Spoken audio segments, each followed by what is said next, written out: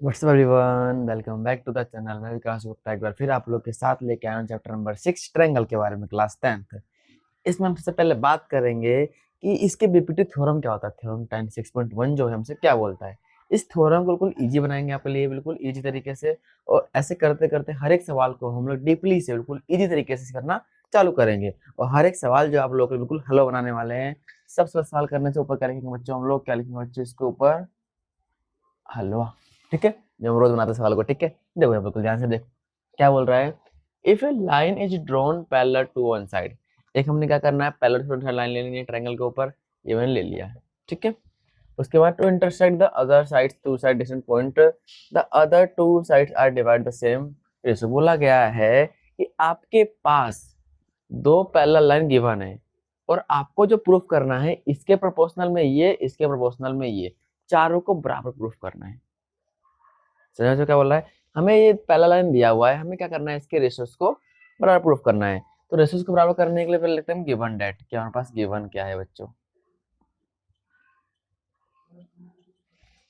मुझे मालूम है इन ट्रायंगल एबीसी।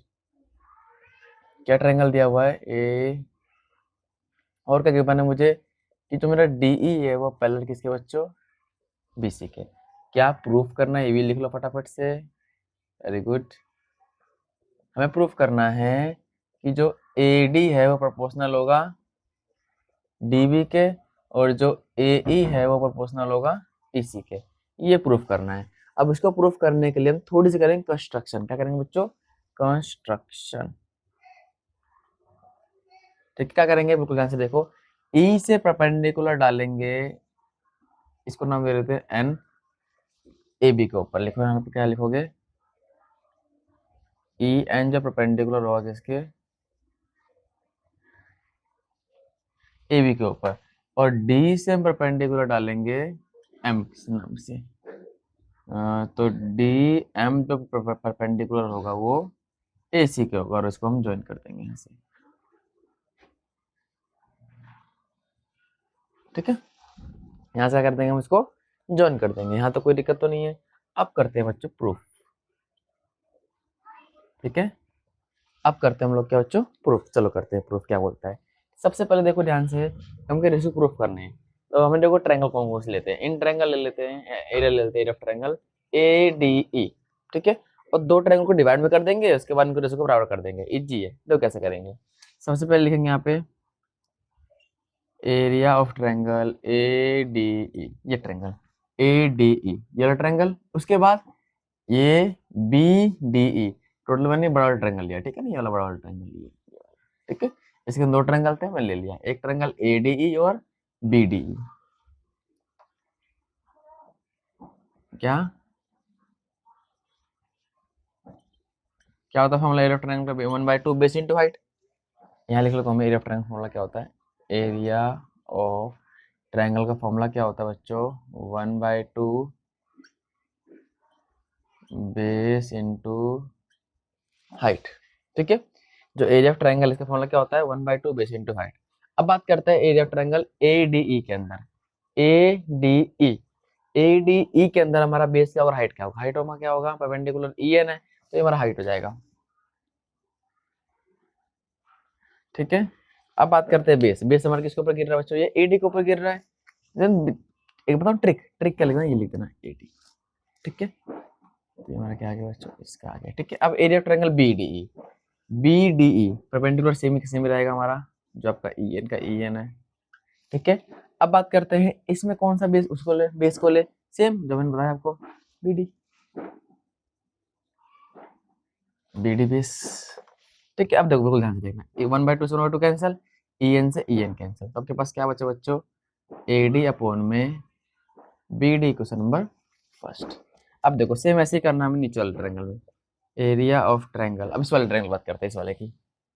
ठीक है, इस वाले की, इसको, इसको और इसको। ठीक है, जो ये बना पड़ा है ऐसे ऐसे और ऐसे, ये ट्रायंगल।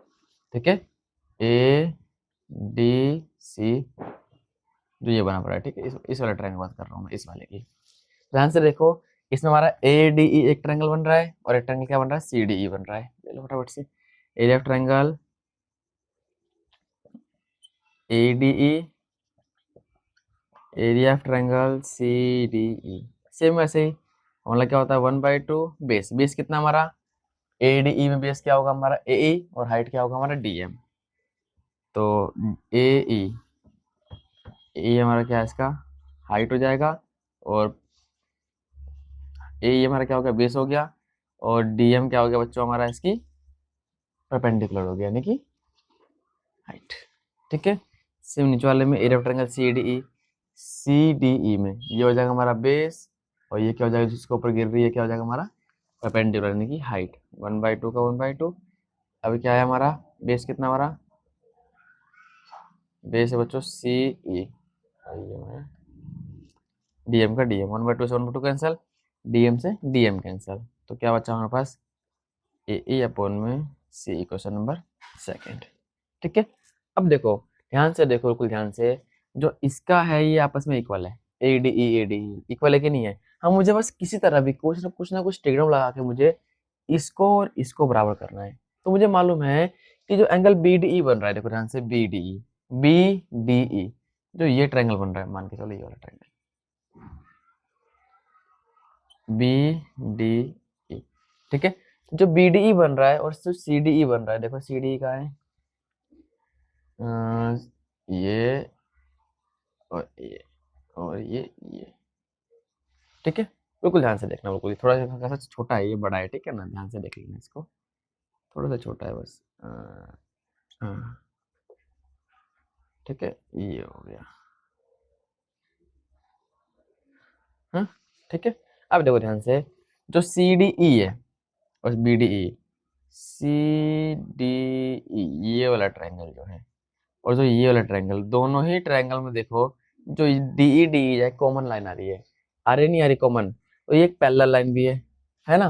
तो जब भी ऐसा केस बनता है आपके सामने, जब भी ऐसा केस बनता है, तो triangle area of triangle B D E बराबर होगा एरिया ऑफ ट्रायंगल किसके सी डी ई के। कोई पूछे रीजन क्यों है, क्या लिखोगे रीजन, इफ मतलब यदि टू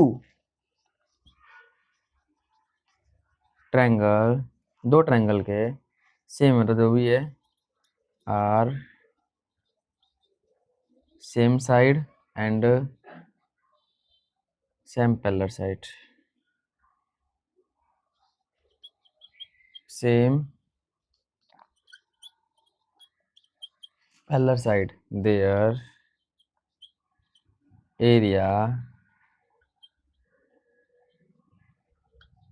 ऑलवेज इक्वल। ठीक है, जब भी दो ट्रायंगल हो हमारे पास, ये और ये फर्स्ट ट्रायंगल और सेकंड ट्रायंगल, जब भी दो ट्रायंगल हमारे पास, तो उस केस में जब हमारा सेम साइड दे रखा हो और सेम पैरेलल साइड दे रखा हो, तो हम कह सकते हैं इसलिए लाइन लिख के कि उसके एरियाज भी क्या होंगे आपस में इक्वल होंगे। ठीक है, कोई दिक्कत तो नहीं है, इसको बोल दिया मैंने थर्ड इक्वेशन, कोई दिक्कत नहीं है, इसको आपको यहाँ लिखना है। ठीक है ना, यहाँ पे लिखना है आपको, कोई दिक्कत तो नहीं है। अब देखो ध्यान से, अब लिखेंगे यहाँ पे क्या, from equation first second and third. अब तीनों के हेल्प से मुझे क्या मालूम चल जाएगा, अगर तीनों आपस में इक्वल होंगे। ध्यान से देखो, अब जहां पर ये सी डी ई लिखा हुआ है वहां मैं बी डी ई लिख सकता हूँ, लिख सकता हूँ नहीं, जल्दी बोलो, है ना, लिख सकता हूँ, बिल्कुल लिख सकता हूँ। जहां पर सी डी लिखा हुआ बी डी लिख दूंगा, तो ये वाली चीज जो ये ऑटोमेटिकली इसकी क्या हो जाएगी बराबर हो जाएगी। क्या लिख देंगे, हेंस ए डी जो है वो बी डी के और ए ई जो है वो सी के, हेंस प्रूफ्ड। ठीक है, equation number first second third के सिवा मिलाकर जहाँ पर सी डी ई लिखा हुआ है वहां मैं बी डी ई लिख दूंगा, उसके बाद में क्या करूंगा इस वाले को इसके बराबर लिख दूंगा। ये हमारा होगा जी बीपीटी थ्योरम। ठीक है, अगर आपको वीडियो पसंद आती है तो चैनल को लाइक करें, सब्सक्राइब करें और ज़्यादा से ज़्यादा बच्चों को शेयर करें, ताकि हमारी चीज़ें हमारी बातें बच्चों तक मालूम चल सके कि हमें करना क्या है और कैसे करना है। ठीक है, फटाफट से स्क्रीनशॉट ले लो जल्दी से।